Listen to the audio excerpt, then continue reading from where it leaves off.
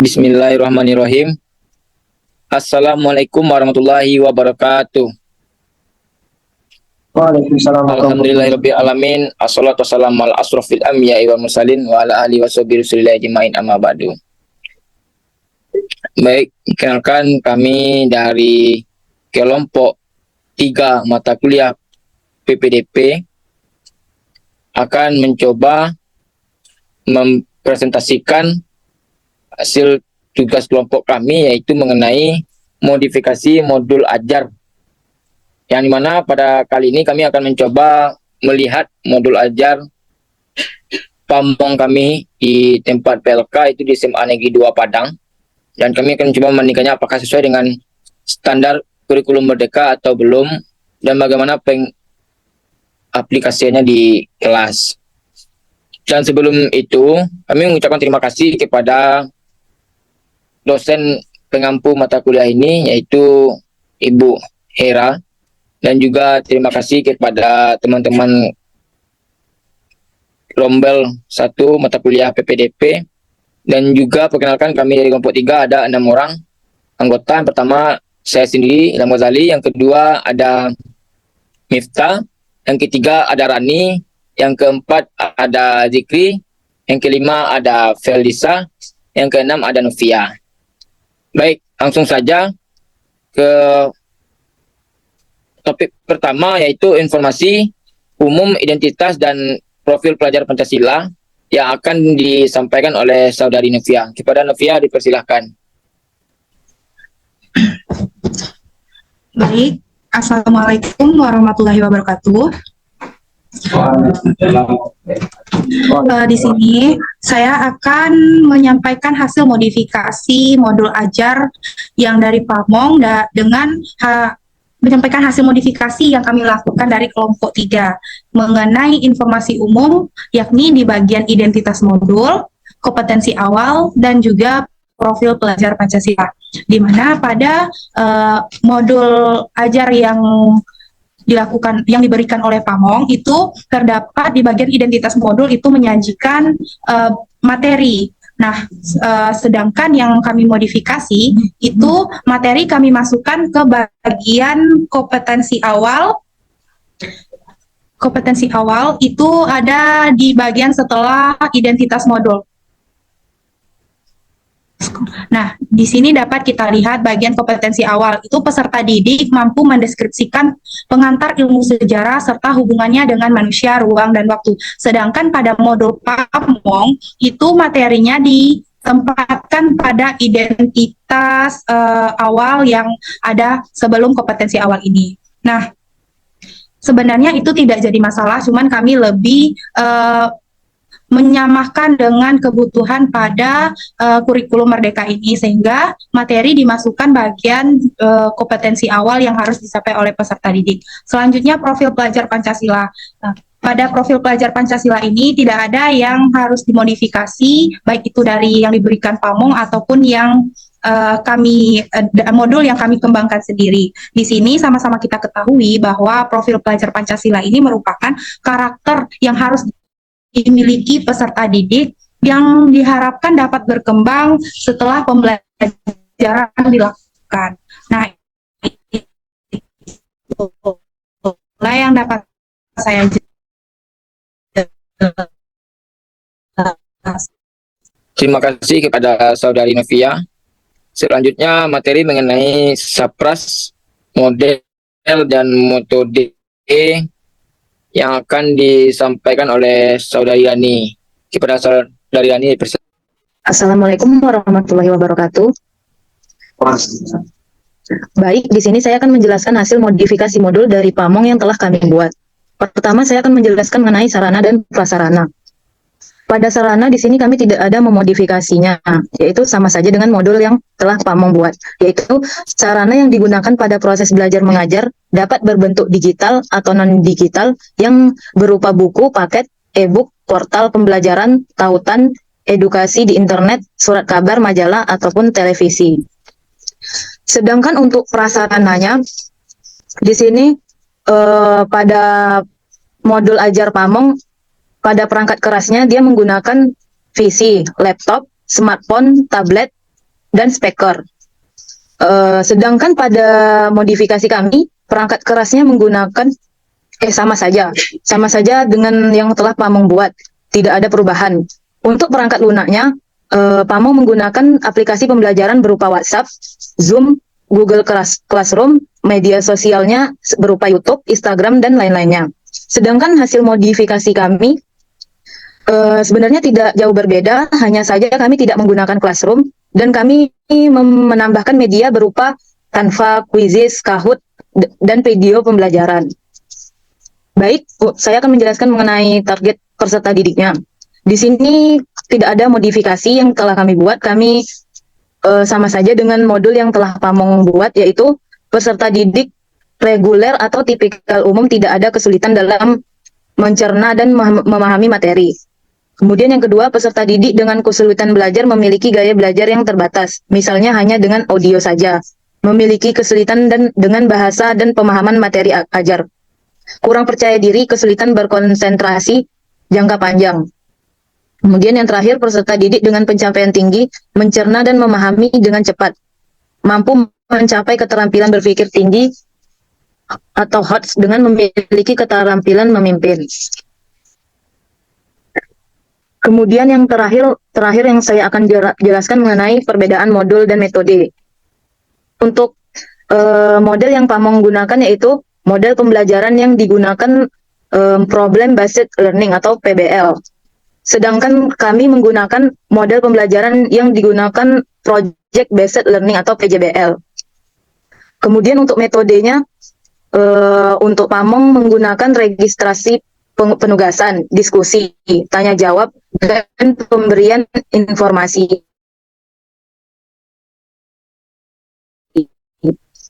Sedangkan untuk hasil modifikan informasi. Baik, sekian dari saya. Baik.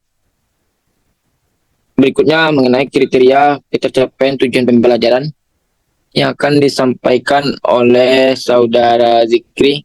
Kepada Zikri, persilakan. Baik, sebelumnya terima kasih pada moderator yang telah memberikan saya kesempatan pada diskusi kali ini. Jadi pada kriteria tercapaian tujuan pembelajaran yang kami lakukan pada modul Bude dan juga modul yang kami modifikasi itu terdapat beberapa modifikasi yakni kami lebih merancangnya yaitu sesuai dengan tabel pertemuan. Ada pertemuan, satu kali pertemuan itu 1 kali 90 menit. Terdapat juga tujuan pembelajaran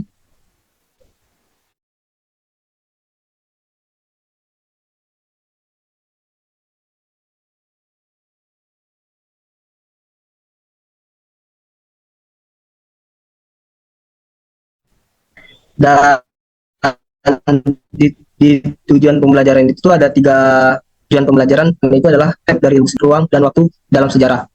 Dan tujuan pembelajaran yang kami buat untuk mencapai dari capaian pembelajaran tersebut, yakni peserta didik dapat menjelaskan perlunya mempelajari ilmu sejarah sehingga dapat menerapkan manfaat belajar sejarah dalam kehidupan sehari-hari dengan benar.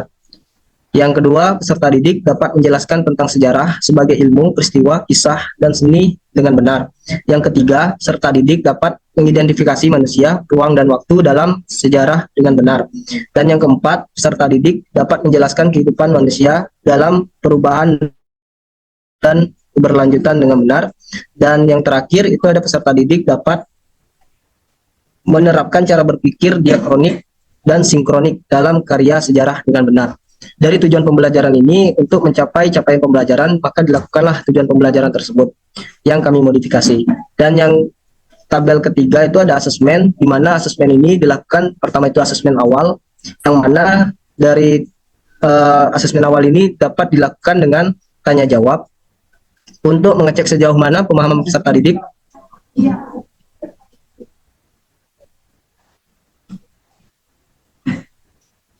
dapat dilakukan dengan tanya jawab untuk mengecek sejauh mana pemahaman peserta didik tentang materi yang akan dibahas. Hal ini dilakukan dari pembelajaran tersebut supaya guru mengetahui bagaimana proses awal dari peserta didik itu. Dan yang kedua itu ada proses di mana cek pemahaman peserta didik dalam melaksanakan pembelajaran berkenaan dengan pengantar ilmu sejarah dari dan memberikan bimbingan kepada peserta didik pada hal-hal yang dirasa perlu. Dan yang terakhir itu adalah asesmen akhir yang mana memastikan ketercapaian penilaian atau pemahaman peserta didik dengan melakukan penugasan serta pengamatan guru terhadap pengembangan sikap peserta didik berkenaan dengan kebinekaan global dan bernalar kritis. Sekian, terima kasih. Baik, terima kasih untuk kepada saudara Zikrinya. Itu kompetensi inti yang akan disampaikan oleh Feldisa. Feldisa dipersilakan. Baiklah, Assalamualaikum warahmatullahi wabarakatuh. Waalaikumsalam warahmatullahi wabarakatuh. Di sini saya akan memaparkan hasil dari diskusi kelompok kami mengenai modul yang kami modifikasi dari modul guru pamong. Di komponen inti ini kami menambahkan pemahaman bermakna, yaitu pemahaman bermaknanya perlu dipahami bahwa pengantar ilmu sejarah memberikan fondasi penting bagi pemahaman lebih mendalam tentang masa lalu, masa kini, dan masa yang akan datang. Dengan mempelajari sejarah, kita diharapkan dapat mengembangkan keterampilan berpikir kritis, memperkuat identitas dan kesadaran budaya, serta membangun generasi muda yang lebih berkualitas. Nah, untuk kegiatan pembelajaran ini di pendahuluannya kami menambahkan pertanyaan pemantik di poin nomor 7. Untuk poin nomor 1 sampai 6 itu sudah sesuai dengan modul guru pamong, tapi kami menambahkan poin ke-7 yaitu pertanyaan pemantik. Untuk di bagian inti ini kami menyesuaikan kegiatan inti berdasarkan model peserta didik yang bervariasi. Nah, poin pertama yaitu guru menyajikan informasi awal materi tentang apa itu ilmu sejarah. Kemudian yang kedua, guru mengorganisir peserta didik ke dalam kelompok-kelompok yang heterogen 4-5 orang berdasarkan pembagian materi. Kelompok 1 yaitu membahas tentang konsep ilmu sejarah, kelompok 2 membahas manusia dalam konsep ruang dan waktu dalam sejarah, kelompok 3 konsep berpikir sejarah, meliputi diakronik, periodisasi, kronologi, dan sinkronik. Kemudian poin ketiga itu guru mengarahkan peserta didik dalam membuat project storyline berdasarkan materi kelompok masing-masing. Yang poin keempat, guru melihat proses pembuatan project storyline peserta didik berdasarkan materi kelompok yang sudah dibagikan. Untuk poin kelima yaitu peserta didik itu mempresentasikan hasil project storyline-nya kepada kelompok lainnya di depan kelas. Poin keenam, guru meminta peserta didik untuk menyimak presentasi kelompok di depan kelas, betapa pentingnya ilmu sejarah serta manfaatnya bagi peserta didik. Kemudian, guru memberikan pertanyaan yang dijawab secara tertulis sebagai bahan penilaian untuk melihat pemahaman peserta didik. Nah, ini kegiatan inti ini berbeda dengan yang ada di modul guru pamong. Nah, untuk penutup ini sama dengan modul yang ada di guru pamong. Saya kembalikan ke moderator. Baik, dari berikutnya yaitu mengenai refleksi guru dan peserta didik yang akan saya sampaikan sendiri. Baik, langsung saja untuk refleksi ini berdasarkan yang dibikin oleh pamong kami di modul yang kami dapatkan, kami tidak ada memodifikasi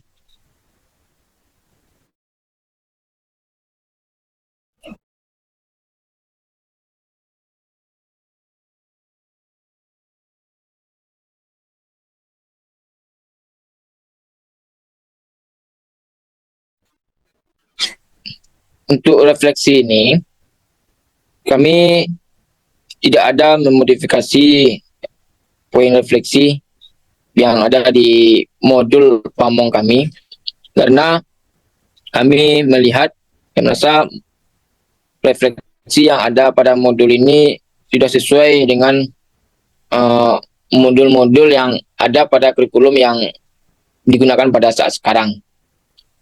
Dan kalau bagaimana untuk pengaplikasikannya di kelas atau implementasinya, apakah guru sudah menjalankan atau sudah menggunakan refleksi ini di kelas atau tidak, kami belum sempat melihat karena selama seminggu kami observasi kemarin, kami tidak ada masuk ke kelas dalam proses belajar mengajar mata pelajaran sejarah. Karena di SMA 2 kebetulan itu ada program P5 atau profil pelajar Pancasila. Kebetulan waktu itu SMA 2 membuat masakan rendang, mulai dari menentukan kelompok, bagaimana membuat bahan-bahan yang dibutuhkan dan menu-menunya apa saja, ada rendang, ada lain-lain sebagainya, rendang daging, rendang lokal dan lain sebagainya. Dan sampai mereka memasak dan terakhir yaitu memproduksikan selama seminggu gitu kegiatannya. Jadi kami tidak menemukan atau tidak melihat guru secara langsung apakah sudah mengaplikasikan refleksi ini atau belum sekolah. Mungkin di lain waktu ketika kami sudah besok masuk, kami akan menyampaikan. Dan untuk refleksi sendiri, ini merupakan sebuah kegiatan yang dilakukan dalam proses pembelajaran yang tujuannya untuk melihat atau mengambil pesan, harapan dan kritikan terhadap pembelajaran yang diterima oleh peserta didik. Dan itu ada dua. Pertama, refleksi guru itu melihat bagaimana guru ini melakukan kegiatan proses belajar mengajar. Pertama, mulai dari bagaimana guru membuka pelajaran, bagaimana tanggapan siswa terhadap materi atau bahan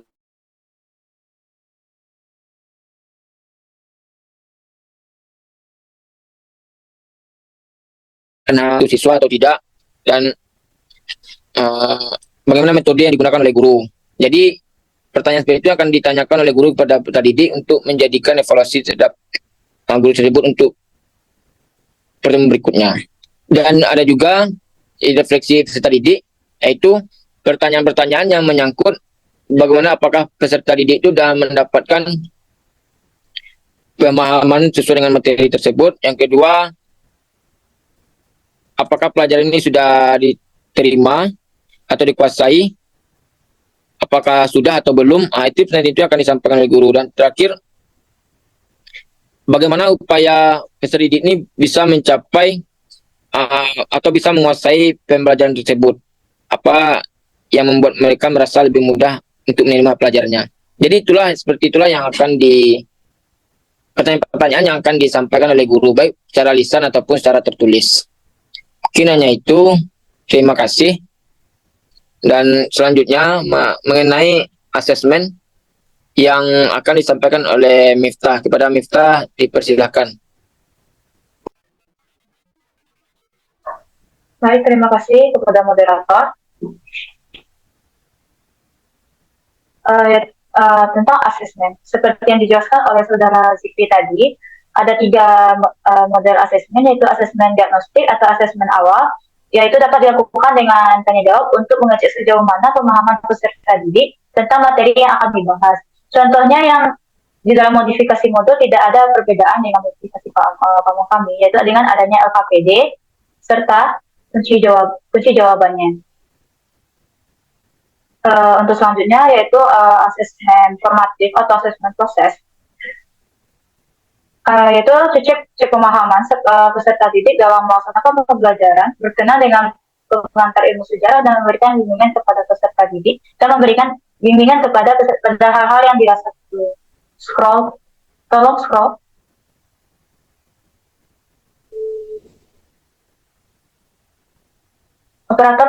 Operator.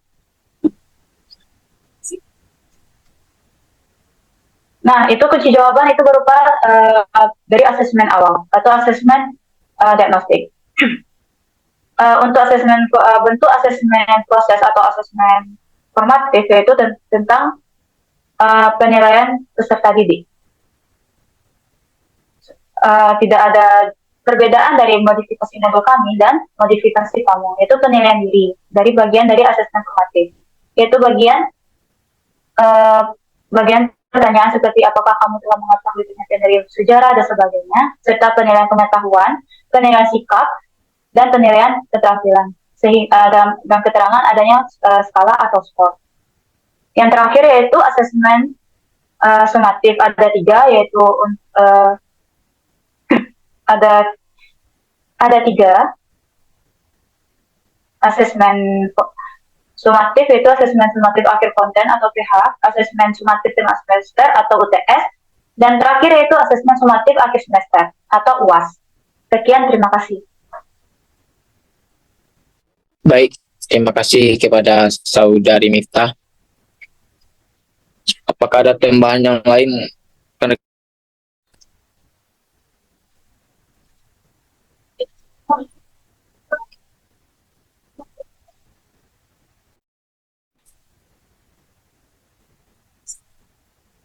Tidak sampai kena. Apakah ada tambahan?